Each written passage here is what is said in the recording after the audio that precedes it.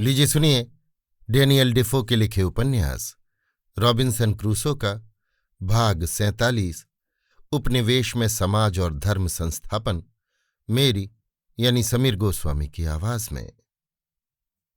इन अनेक घटनाओं के बाद इस टापू में मेरा आकस्मिक आगमन मेरे उपनिवेशवासियों के लिए ईश्वर प्रेरित आशीर्वाद ही की तरह सुखद हुआ था। मैंने इस टापू में आकर उन लोगों के सभी प्रकार के अभावों को दूर कर दिया। वे लोग मुझसे छुरी, कैंची, कुदाल, खंती और कुल्हाड़ी आदि उपयोगी औजार पाकर अपने अपने घर बनाने लग गए। विल एटकिंस पहले जैसा आलसी था, वैसा ही अब ब्याह करने पर परिश्रमी हुआ। उसने अत्यंत सुंदर सुदृढ़ घर बनाया, उसमें चटाइयां बुनकर लगाईं, घर के चारों ओर खूब गोल घेरा बना दिया। उसके बीच में उसका घर अष्टदल कमल की भांति शोभायमान हो रहा था। उसके प्रत्येक कोने में उसने खूब मजबूत खंभे की टेक लगा रखी थी। उसने अपनी ही बुद्धि से काठ की धोंकनी तथा लोहे की हथौड़ी और नेहाई बनाकर काम चलाने लायक लोहे की कितनी ही चीजें तैयार कर ली थीं। एटकिंस के घर में आंगन, दालान, चबूतरा और बरांडा सभी ऐसे सुंदर थे और सर्वत्र ऐसी सफाई थी कि जो देखते ही बन आवे। एटकिंस के घर सा सुहावना घर मैंने और कहीं नहीं देखा। इस घर में एटकिंस और उसके दो साथियों के कुटुंबी लोग रहते थे। जो व्यक्ति असभ्यों के हाथ लड़ाई में मारा गया था, उसकी विधवा स्त्री अपने 3 बच्चों को लेकर यहीं रहती थी और भी संतान सहित 2 विधवाओं का वो प्रतिपालन करता था। वे स्त्रियां भी गृह कार्य में बड़ी चतुर थीं। उन्होंने अंग्रेज पति पाकर अंग्रेजी बोलना सीख लिया था। उनके लड़के भी अंग्रेजी बोलते थे। मैंने उन सब बच्चों को जाकर देखा। सबसे बड़े बच्चे की उम्र 6 वर्ष की थी। मैंने देखा इस समय स्पेनियर्डों और अंग्रेजों के बीच किसी तरह की अनबन न थी। दोनों मिलजुल कर अपना अपना काम करते थे। मैंने एक भोज देकर सबको सम्मानित किया। मेरे जहाज के रसोइये ने भोजन बनाकर सबको खिलाया पिलाया। बहुत दिनों बाद स्वादिष्ट भोजन पाकर सभी लोग अपनी रसना को परितृप्त करके प्रसन्न हुए। भोज का जलसा समाप्त होने पर मैंने जहाज पर से वे चीजें उठवा मंगाई जो उन लोगों के लिए अपने साथ लाया था। उन लोगों में वे चीजें मैंने इस हिसाब से बांट दी कि जिसमें उन लोगों में पीछे से आपस में समान भाग न मिलने के कारण तकरार न हो। मैंने उन सौगाती चीजों को बराबर बराबर बांट दिया। मैं उन लोगों का यहां तक हितचिंतक था, ये देखकर उन लोगों का हृदय प्रेम से पसीज उठा और सारा शरीर पुलकित हो गया। उनकी आंखों से आंसू बह चले। उन लोगों ने एक वाक्य से स्वीकार किया कि वे लोग मुझको अपने पिता के तुल्य समझते हैं। वे लोग आजीवन मेरी अधीनता स्वीकार करके इसी द्वीप में मेरी प्रजा बनकर रहेंगे। बिना मेरी आज्ञा पाए कोई इस टापू का त्याग न करेगा। वस्तु वितरण के अनंतर मैंने दर्जी, लोहार, बढ़ई आदि मिस्त्रियों को उन लोगों के सुपुर्द कर दिया। दर्जी ने हर एक को एक एक कुर्ता सी दिया और स्त्रियों को सिलाई के कामों में खूब निपुण कर दिया। बढ़ई ने हम लोगों की बनाई टेबल, कुर्सी आदि वस्तुओं को एक ही घड़ी में सुंदर और सुडौल बना दिया। इसके बाद मैंने अपनी प्रजा को खेती के उपयुक्त हथियार बांट दिए। हर एक को एक एक कुदाल, खुरपी और खंती दी। बढ़ई के उपयुक्त हथियार विभक्त न करके एक बढ़ई रख दिया। मैं छुरी, कैंची और लोहे की छड़े आदि बहुतायत से लाया था। वे वस्तुएं साधारण भंडार में रख दी गईं। जिसे जब जिस वस्तु की आवश्यकता होगी उसे मिलेगी। उन लोगों के लिए मैं लोहा इसलिए बहुत लाया था कि लोहार उससे उनके प्रयोजन की वस्तु बना देंगे। इसके बाद मैंने हर एक को एक एक बंदूक और बहुत सी गोली बारूद दी। उन्हें पाकर वे लोग बहुत खुश हुए। अब वे हजारों असभ्यों का मुकाबला कर सकेंगे। जिस युवक को और उसकी दासी को मैंने भूखों मरने से बचाया था, वे मेरे पास आकर कहने लगे कि हम अब भारतवर्ष क्या करने जाएंगे। आपकी आज्ञा हो तो हम इसी टापू में रह जाएं। मैंने उनके इस प्रस्ताव को स्वीकार करके उन्हें भी अपनी प्रजा में सम्मिलित कर लिया। एटकिंस के घर के समीप ठीक उसी के घर के नक्शे का एक घर बनवाकर उस नवयुवक को रहने के लिए दे दिया।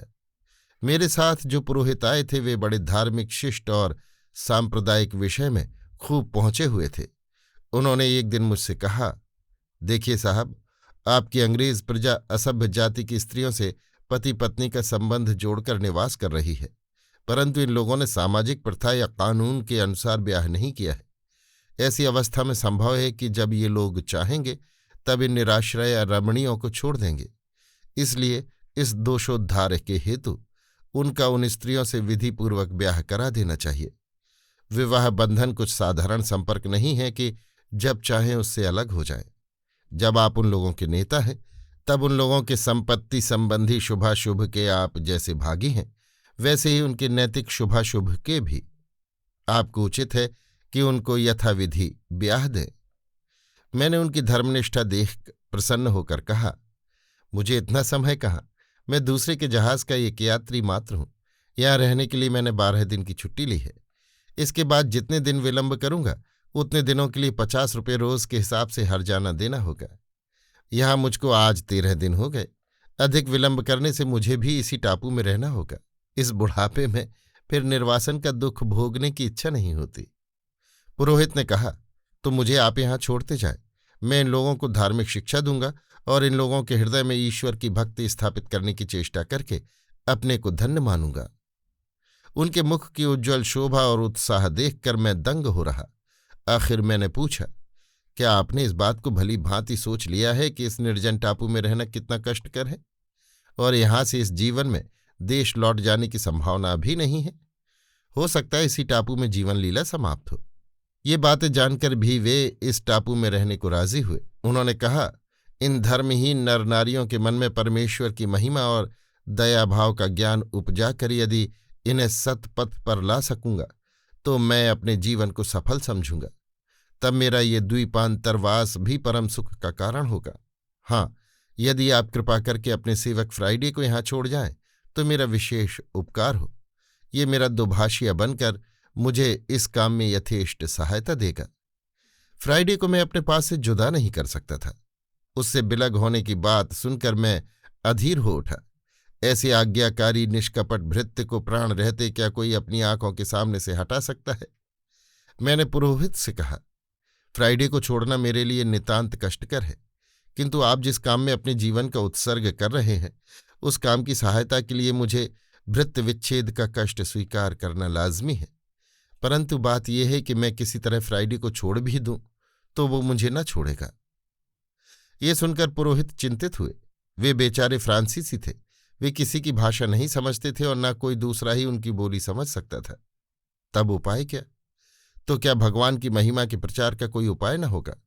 मैंने उनसे कहा, फ्राइडे के पिता ने स्पेनिश भाषा सीखी है और आप भी कुछ कुछ स्पेनिश भाषा जानते हैं, इसलिए उसी के द्वारा आपका काम निकल जाएगा। ये बातचीत होने के पीछे मैंने अंग्रेजों को बुलाकर उनसे विधिपूर्वक ब्याह करने की बात कही। वे सभी इस प्रस्ताव पर सम्मत हुए। एटकिंस ने अगुआ होकर कहा कि हम लोग अपने पुत्र कलत्र को इतना प्यार करते हैं कि उन्हें छोड़कर हम लोग राजपद पाना भी सुख कर नहीं समझते। स्त्रियों को विवाह का अर्थ अच्छी तरह समझा देने पर वे भी संतुष्ट हुईं। दूसरे दिन ब्याह की तैयारी हुई, किंतु पुरोहित ने एक उज्र पेश किया कि स्त्रियों को धर्म दीक्षित किए बिना ब्याह कैसे होगा। मैंने उन सब को पुरोहित के उज्र की बात समझा दी। सभी ने स्वीकार किया कि उन लोगों ने अपनी स्त्रियों को कभी कुछ धर्म शिक्षा नहीं दी है। वे लोग स्वयं धर्म ज्ञान से वंचित थे तो दूसरे को क्या उपदेश देते। कभी कभी ईश्वर के नाम से जो उन लोगों को सौगंध खाने की बुरी आदत थी, इसी से वे लोग इतना जानते थे कि ईश्वर कोई होगा, किंतु उनका नाम केवल शपथ के लिए ही वे उपयुक्त समझ बैठे थे। परंतु वास्तव में ईश्वर किसे कहते हैं ये समझ उन लोगों को न थी। ईश्वर की अलौकिक शक्ति और विचित्र लीला की ओर उनका ध्यान कभी नहीं जाता था। तब हमने उन लोगों से कहा, तुम लोग पहले ईश्वर की महिमा भली भांति जान लो, फिर स्त्रियों को ईश्वर पर विश्वास उत्पन्न कराकर उन्हें दीक्षित करो।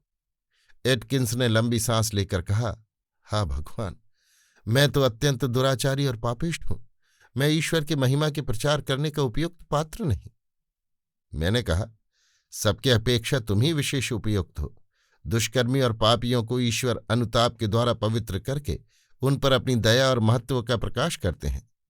एटकिंस ने गंभीरतापूर्वक मेरी बात सुनी और वहां से उठकर वो धीरे धीरे स्त्री के पास गया। हम लोगों ने बड़ी देर तक उसके लौट आने की प्रतीक्षा की। इसके बाद उसे पुकारने जाकर देखा कि वे स्त्री पुरुष एकत्र हो ईश्वर की उपासना कर रहे हैं। ये देखकर हम लोगों का हृदय हर्ष से उच्छ्वसित हो उठा। पुरोहित तो ये दृश्य देखकर अपनी आंखों के आनंदाश्रु को न रोक सके, वे रोने लगे। उपासकों को उसी अवस्था में छोड़कर हम चले आए।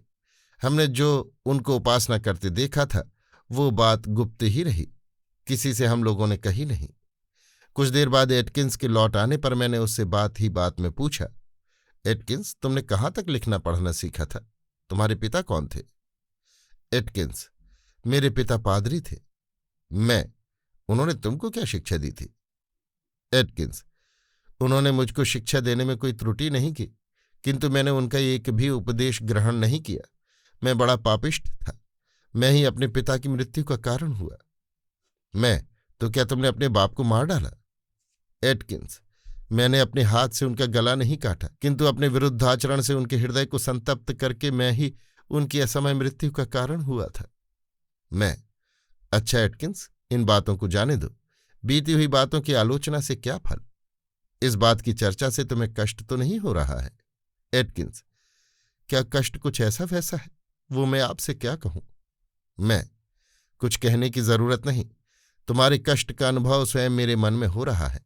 इस टापू के प्रत्येक वृक्ष, लता, गुफा और पहाड़ मेरी अकृतज्ञता के साक्षी हैं।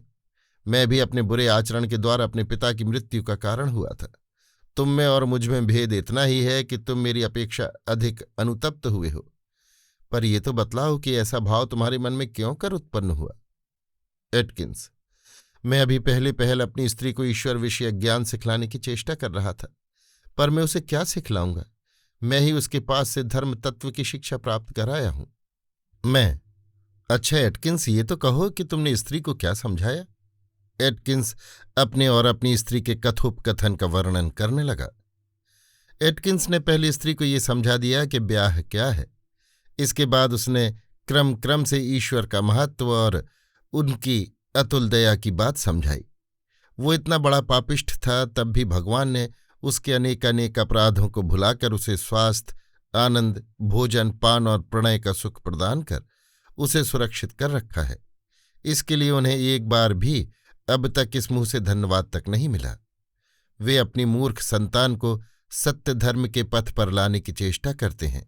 जो उस पथ पर आता है उसे वे असीम आनंद देते हैं और उनकी कृपा से वो कृतकृत्य होता है। ये सुनकर उसकी स्त्री ने कहा, यदि ईश्वर सत्य और न्यायपरायण हैं, यदि वे सर्वशक्तिमान और सृष्टि के विधायक हैं, यदि वे धर्म के बंधु और पाप के शत्रु हैं, तो मैं कभी उनकी आज्ञा के प्रतिकूल काम न करूंगी और न तुम्ही को बुरा काम करने दूंगी। वे दिन दिन हम लोगों के भले की कामना करते हैं। हम लोग अपनी चित्तवृत्ति के वशीभूत होकर अपने आप अशुभ मार्ग पर जाकर धर्म भ्रष्ट होती हैं। हम अब बुरे मार्ग से बचकर चलेंगी। वही दीनबंधु परमेश्वर हम लोगों को अशुभ प्रवृत्ति के साथ युद्ध करने का सामर्थ्य देंगे और उन्हीं की कृपा से हम लोग उस पर विजय प्राप्त करके सुखी होंगे। मैं तुम्हारे साथ नित्य शाम सवेरे उनका गुण गाऊंगी और उनसे अपने अपराध की क्षमा मांगूंगी। वो संसार के परिचालक और एक अद्वितीय हैं। स्त्री की ये बात सुनकर एटकिंस स्थिर नहीं रह सका। वो अपनी स्त्री को साथ लेकर ईश्वर की उपासना करने लगा। इसी अवस्था में हम लोगों ने उनको देखा था। मेरे टापू में धर्म की स्थापना हुई, किंतु वो धर्म हृदय के आग्रह से आप ही उत्तेजित हुआ था। इससे संप्रदाय की संकीर्णता इस धर्म में न थी। किसी तरह की खुशामद या आडंबर की आवश्यकता न थी। धार्मिक दीक्षा के बाद उन लोगों का फिर से विधिवत ब्याह हुआ। उस दिन के ऐसा आनंद और उत्सव मैंने अपनी जिंदगी में प्रायः कभी न मनाया था। उन स्त्री पुरुषों को धर्म दीक्षित करके ही पुरोहित संतुष्ट न हुए। प्रत्युत टापू में जो 37 असभ्य थे, उनको धर्म शिक्षा देने के लिए वे व्यग्र हो उठे। मैं इस प्रकार टापू में सामाजिक और धार्मिक शिक्षा का सूत्रपात करके जब जहाज पर सवार होने की तैयारी कर रहा था, तब उस नवयुवक ने, जिसे निराहार के कष्ट से मैंने बचाया था, आकर मुझसे कहा, महाशय, आपने सबका ब्याह तो विधिपूर्वक करा दिया, एक और ब्याह कराकर तब आप जाएं। उसकी बात सुनकर मैं दंग हो गया। क्या ये छोकरा इस अधेड़ दासी के साथ ब्याह करना चाहता है? मैं उसे समझाकर कहने लगा, देखो भैया, कोई काम एकाएक कर डालना ठीक नहीं। तुम अच्छे घराने के मालूम होते हो, तुम्हारा शील स्वभाव भी अच्छा है। देश में तुम्हारे स्वजन वर्ग भी हैं। ऐसी अवस्था में एक दासी के साथ ब्याह करना क्या तुम्हें अच्छा जान पड़ता है? फिर वो दासी भी तो तुम्हारे योग्य पात्री नहीं है। एक तो वो तुम्हारी टहलनी है, दूसरे तुमसे वो 9-10 वर्ष उम्र में बड़ी है। तुम अधिक से अधिक 17-18 वर्ष की होगी और दासी की उम्र 26-27 साल से कम न होगी। मैं तुमको इस द्वीप से तुम्हारे देश पहुंचा दूंगा, तब तुम जरूर इस हठकारिता के लिए अनुतप्त होगे और तुम दोनों का जीवन शोचनीय हो उठेगा।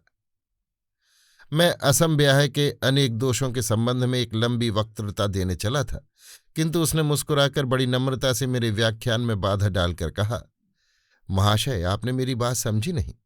मेरा वो मतलब नहीं जो आपने समझा है। मैं दासी के साथ ब्याह करना नहीं चाहता। आपके लाए हुए मिस्त्री के साथ वो ब्याह करना चाहती है। ये सुनकर मैं प्रसन्न हुआ।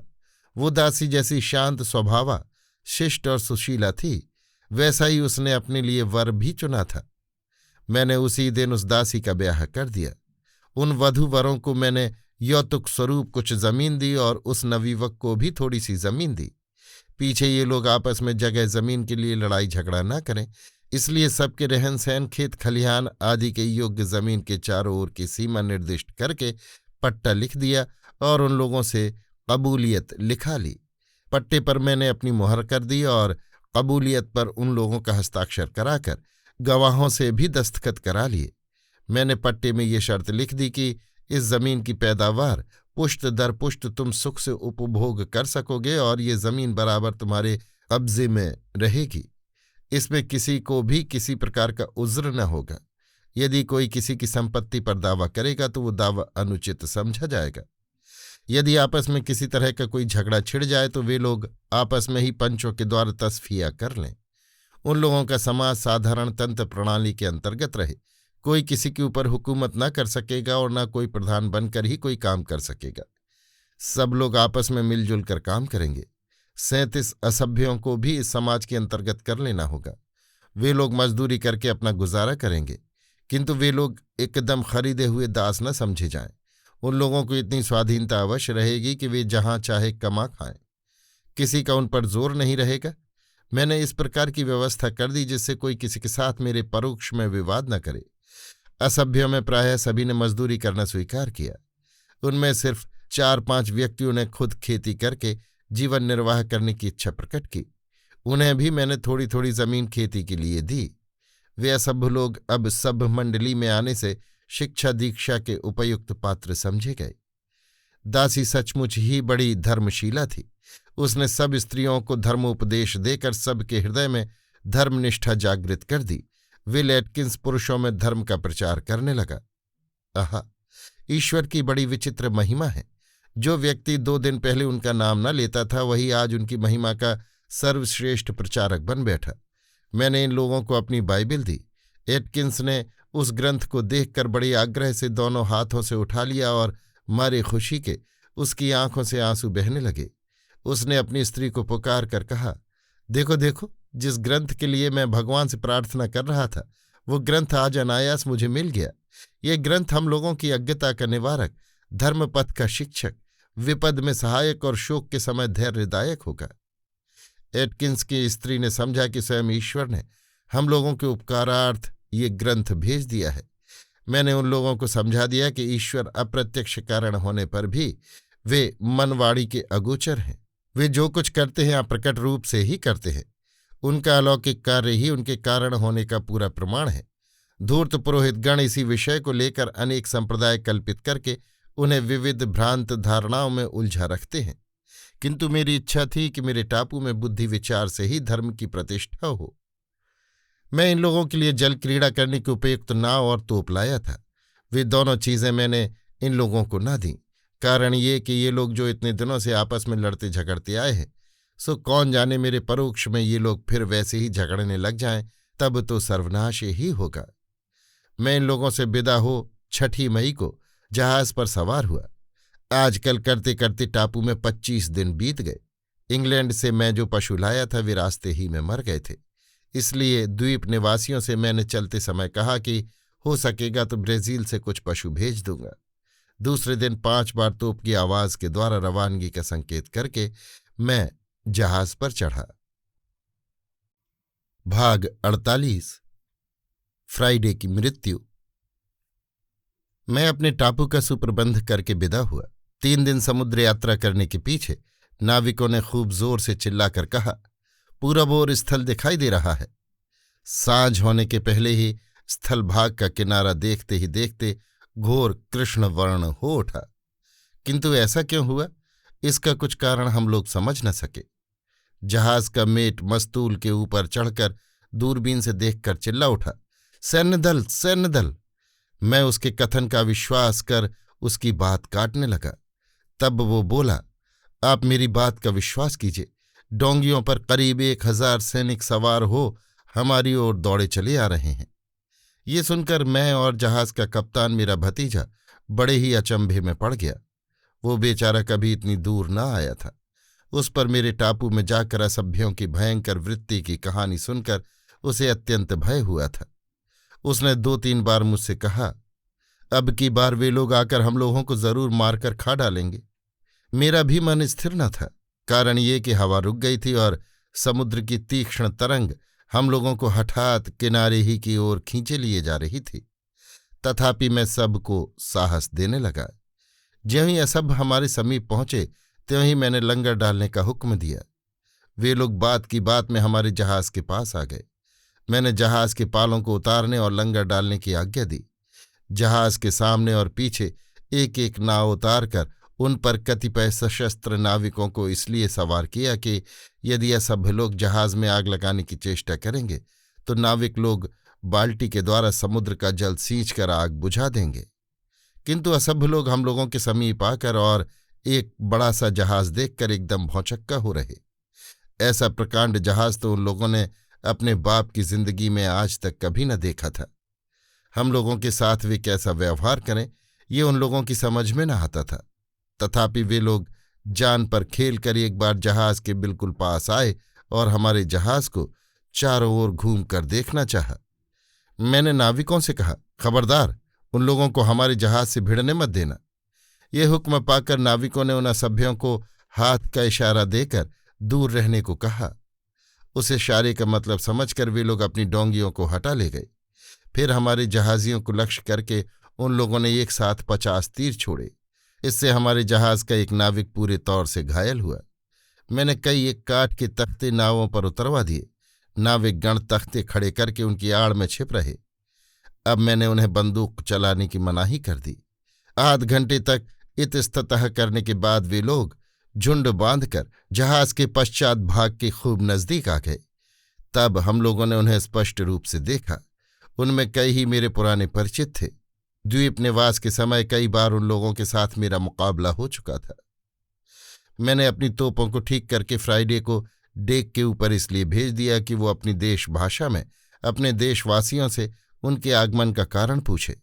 फ्राइडे ने खूब उच्च स्वर से पूछा, किंतु असभ्यों ने फ्राइडे की बात का कुछ जवाब न देकर हम लोगों की ओर पीठ करके और सामने की ओर झुककर हम लोगों को पश्चात भाग दिखलाया।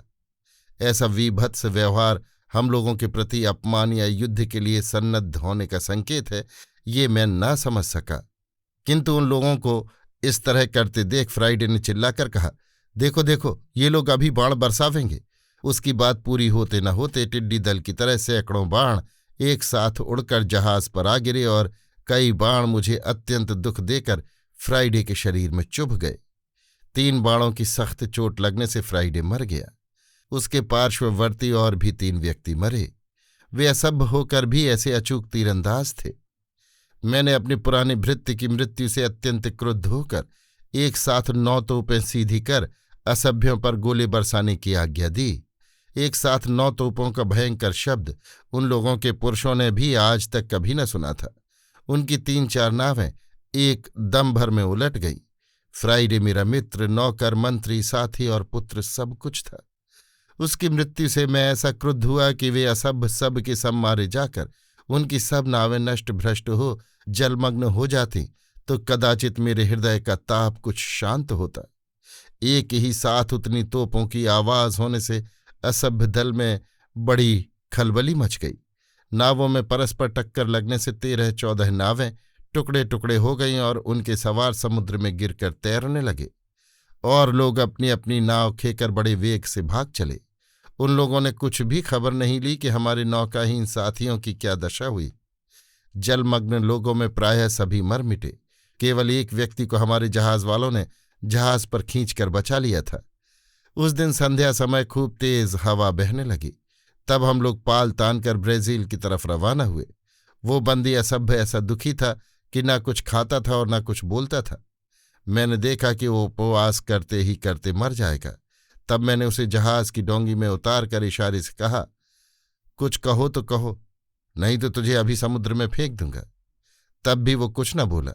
उसकी ये असभ्यता देख नाविकों ने धर पकड़कर उसे पानी में गिरा दिया। अब वो जल पर तृण की भांति तैरता हुआ जहाज के पीछे पीछे आने लगा और अपनी मातृभाषा में हम लोगों से ना मालूम क्या कहने लगा।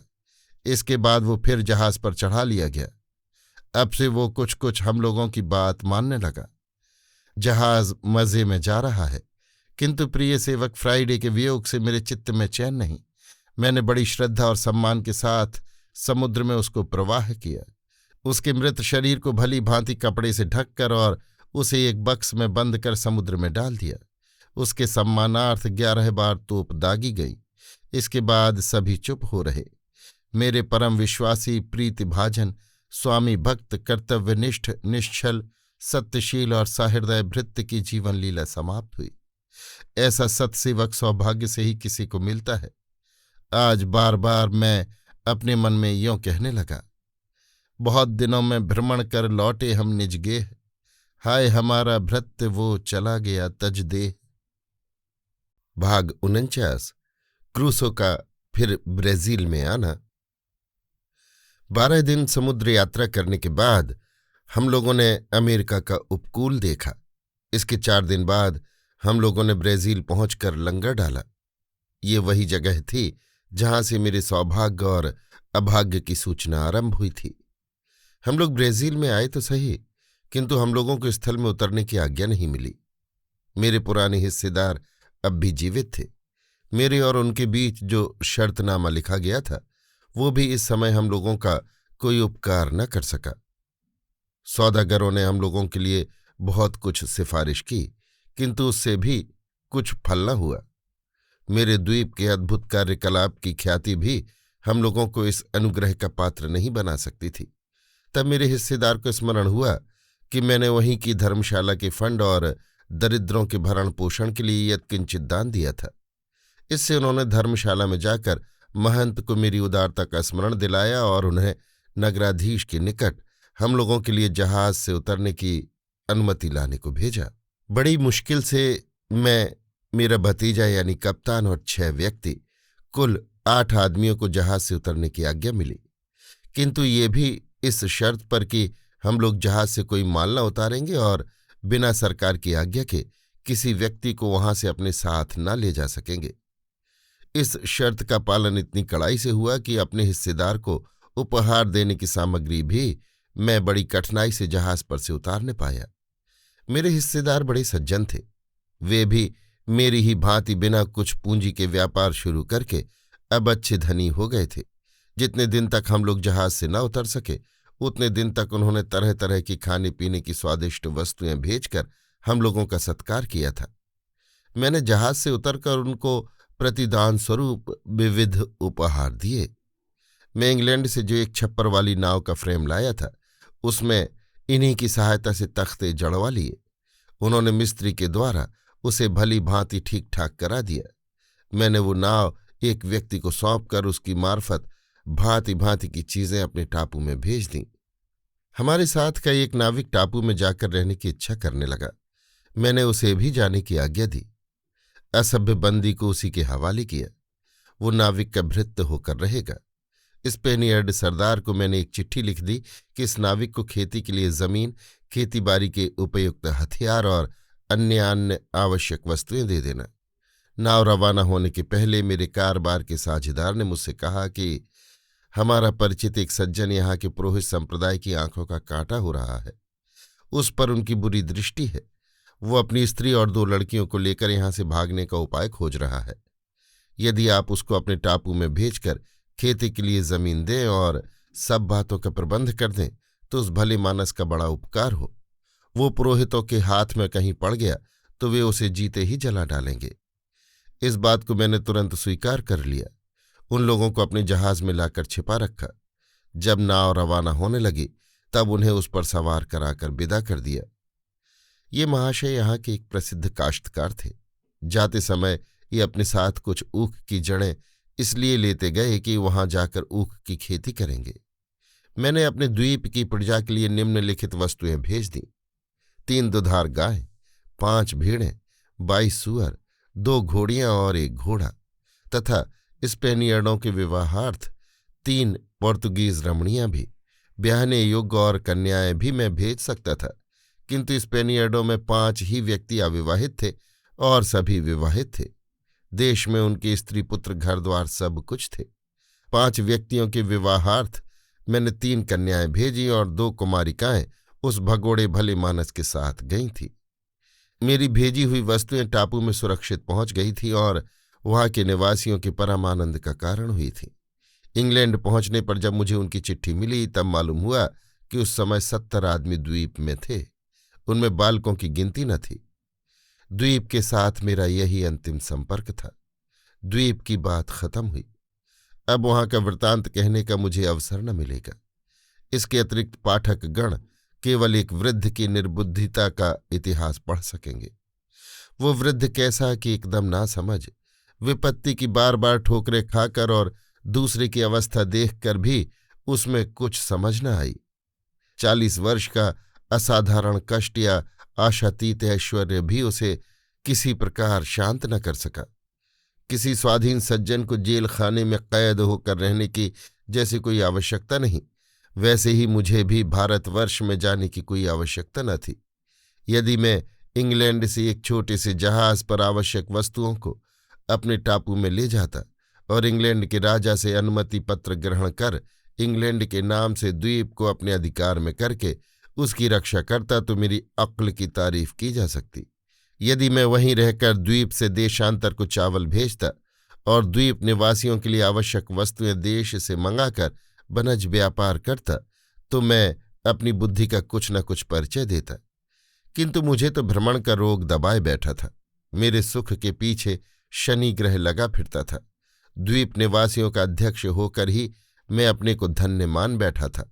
अहंकार में फूल कर उन लोगों पर हुकूमत करता था, किंतु उन लोगों को किसी राजा के नाम से आबद्ध करने की बात कभी जी में न आती थी।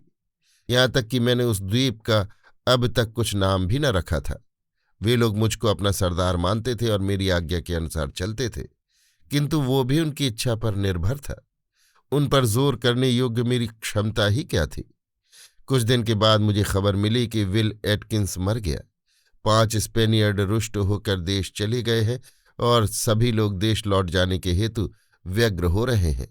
मैं कोरे का कोरा ही रह गया। भरपेट खाना और नींद भर सोना ही मेरा कर्तव्य रह गया। इससे संसार में किसका क्या उपकार हुआ। ये न समझिए कि मेरी मूर्खता का अंत यहीं हो गया। इसके अतिरिक्त मैं अपनी अज्ञता का अभी बहुत कुछ परिचय दूंगा। ईश्वर मेरी प्रार्थना को पूरी करके दिखला देते थे कि तुम जो चाहते हो वो तुम्हारी भूल है, उससे तुम्हारा कोई कल्याण न होगा। मैं प्रार्थित फल पाकर भी पीछे से हाय हाय करके मरता था। जिसे मैं सुख का कारण समझकर चाहता था, भगवान वही मेरे हाथ देकर दिखला देते थे कि तेरे ज्ञान की दौड़ कहाँ तक है, और जिसको हम लोग सुख का कारण समझते थे वो न मालूम कहाँ तक दुखदायक था। इसी कारण उपनिषद के परम ज्ञाता ऋषियों ने ईश्वर से प्रार्थना करके कहा है, हे जगत पिता, हमें आप वही दें जिससे हम लोगों का परम मंगल हो। हम लोग जो चाहें वही न दे दें। अभी आप सुन रहे थे डेनियल डेफो के लिखे उपन्यास रॉबिन्सन क्रूसो का भाग 49, क्रूसो का फिर ब्राजील में आना, मेरी यानी समीर गोस्वामी की आवाज में।